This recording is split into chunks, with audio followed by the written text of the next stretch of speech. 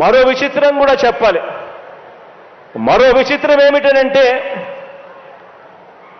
ఈ త్యాగరాజు గురించి, ఈ దత్తపుత్రుడు గురించి మరో విచిత్రం ఏమిటనంటే రియల్ లైఫ్లో ఈ పెద్ద మనిషి ఏ భార్యతోనూ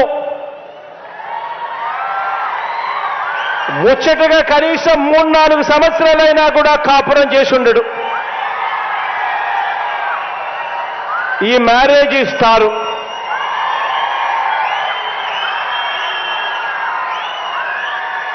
ఆడవాళ్ళను కేవలం ఆట వస్తువులుగా మాత్రమే చూస్తూ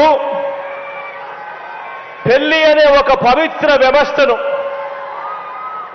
పెళ్లి అనే ఒక పవిత్ర సాంప్రదాయాన్ని మంటగలుపుతూ 4 ఏళ్లకోసారి పెళ్లి చేసుకోవడం, మళ్ళీ విడాకులు ఇచ్చేసేయడం, మళ్ళీ పెళ్లి చేసుకోవడం, మళ్ళీ విడాకులు ఇచ్చేసేయడం,